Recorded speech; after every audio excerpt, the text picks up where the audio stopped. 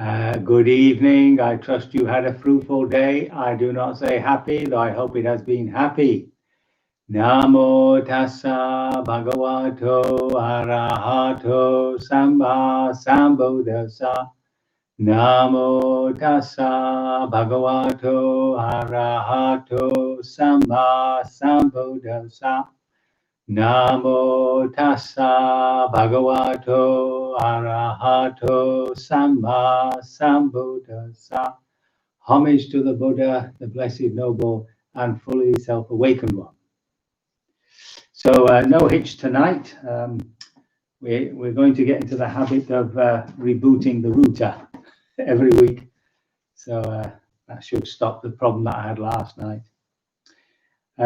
So now there comes a point in the discourses where there's a natural repetition of the teachings. Not only is there repetition within the discourse itself, but there's also throughout the discourses a repetition of the teachings. There's always something new added and a little nuance, you might say. So this is the discourse on the Cowherd. It's number 33. And the Buddha is at Anathapindika's Park again up in Savatthi, probably his most favorite place. And he's talking to the monks or to the people who are listening. When a cowherd possesses 11 factors, he is incapable of keeping and rearing a herd of cattle. What 11? Here, a cowherd has no knowledge of form. He is unskillful in characteristics. He fails to pick out the fly's eggs. He fails to dress the wounds. He fails to smoke out the sheds. He does not know the watering place. He does not know what it is to have drunk. He does not know the road. He's unskilled in pastures. He milks dry. And he shows no extra veneration to those bulls who are the fathers and leaders of the herd. So these are the skills you need when you become a cowherd, okay? You don't all rush out now. So now, of course, he uses these metaphors in order to talk about the Dharma. So he says all that about people who are striving, shall we say. So here, remember, every time I say bhikkhu, it means anybody who's striving. How has the bhikkhu no knowledge of form? Here, he does not understand as it actually is, all material form in whatever kind consists of the four great elements and the material form derived from the four great elements. So we're talking about what we would normally call matter, the body, and what it's made of. Now remember, these four great elements, as they're called, earth, fire, water, and air, they all stand for particular experiences: solidity, fluidity, elasticity, heat, cold, and movement. And that's how we contact matter. So it's not what matter is. We know it's chemicals and subatomic particles and all that. It's how the mind contacts matter. And he doesn't know it, this poor striver, or a real striver. And of course, everything is derived from that. In other words, that's at the base of all our experience. So he doesn't know form, you see. How is he unskilled in the characteristics? He does not understand as it actually is. A fool is characterized by their action, and a wise person characterized by their action. So can't tell the difference between a foolish person and a wise person. How does he fail to pick out the fly's eggs? When a thought of sensual desire arises, the bhikkhu tolerates it. He does not abandon it, remove it, do away with it, annihilate it. And the same with thoughts of ill will, and the same with thoughts of cruelty. So he's not quick. So a person who, when these thoughts come, are not quick to acknowledge it and say, I see you, Mara, you see, therefore not picking out the fly's eggs. And therefore you're left with a wound. How does he fail to dress the wounds? On seeing form with the eye, a bhikkhu grasps at its signs and features, right? Gets attached to it. Even though when he leaves the eye faculty unguarded, evil, unwholesome states of covetousness and grief might invade him. He does not practice the way of its restraint. He does not guard the eye faculty. He does not undertake the restraint of the eye faculty. So in other words, remember, every act of attention is an act of intention, and therefore it is conditioning, right? So once we've grasped that, every time we attend to something and we see it's unwholesome, we have to guard that sense. We mustn't put it there. Right? We must take it away. And that also means knowing not where to go, not where to look, even before you see it, you might say.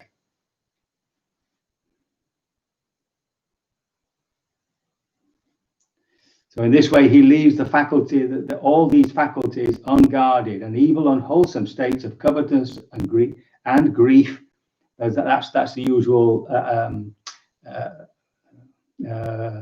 indulgence and aversion. Invade him. So, okay. How does a bhikkhu fail to smoke out the sheds? Here, he does not teach others in detail the Dharma as he has learnt it and mastered it. So, anytime there's an opportunity for us to teach the meditation, or to tell somebody about the meditation or the practice of Buddhism, then we ought to do so. Failing to do so is a lost opportunity. I'm not so sure how that fits in with smoking out the sheds, but I'm sure one of you will email me. But anyway, that's called smoking out the sheds. He does not know the watering place. Now, a bhikkhu does not go from time to time to those bhikkhus who've learnt much, who are well versed in the tradition, who maintain the Dharma, the discipline, and the codes. And he does not inquire and ask questions of him thus: how is this, Venerable Sir? What is the meaning of this? These venerables do not reveal in him what has not been revealed, do not clarify what is not clear, or remove his doubts about numerous things that give rise to doubts. So in other words, he's not going to certain peoples or places, or in our terms, to books and reading and audios and other teachers to refine our understanding of the Dharma and, of course, our practice. So the Dharma is both the understanding and the practice. The discipline and codes is, of course, our moral conduct. How does a bhikkhu not know what it is to have drunk, right? When the Dharma and the discipline proclaimed by the Tathagata is being taught, the bhikkhu does not gain inspiration in the meaning, does not gain inspiration in the Dharma, does not gain gladness connected to the Dharma. So when we're practicing and we're no longer feel inspired, no matter what level it is, it might be just 0.1. Once we begin to lose inspiration, then of course we lose interest, and the practice goes aside. So in a sense, we've got to read, we've got to practice to keep inspiring ourselves, keep encouraging ourselves to do that practice. How does a bhikkhu not know the road? Here, a bhikkhu does not understand the Eightfold Noble Path as it actually is. Okay, so you know that. A bhikkhu is unskilled in pastures. Here, a bhikkhu does not understand the four foundations of mindfulness as they actually are. So we did that when we did the four foundations of mindfulness in the discourse number 10 on how to establish mindfulness. So remember, that was mindfulness of the body, mindfulness of feelings, mindfulness of mental states, and mindfulness of the Dharma, which includes the hindrances, 7 factors of enlightenment. Pastures, it's often talked about the pastures. Pastures is used in the scriptures to mean where you should put your attention on these pastures. How does a bhikkhu milk dry? when faithful householders invite a bhikkhu to take as much as he likes of robes, alms, food, resting places, and medicinal requisites, the bhikkhu does not know moderation in accepting. So when we're visiting friends and family and they offer us biscuits, that we have to be careful not to eat the whole packet. How does the bhikkhu show no extra veneration to those elders, bhikkhus of long standing, who've long gone forth, who are the fathers and leaders of the Sangha? Here a bhikkhu does not maintain bodily acts of loving kindness, both openly and privately, the same with verbal acts and the same with mental acts. And this is how bhikkhu shows no extra veneration to the elders. So that's more specific to monks' relationships to the elders. But of course, it's just a general understanding. It's making a distinction between knowing somebody who is in authority as opposed to an authority. So when somebody is in authority, they are in authority over.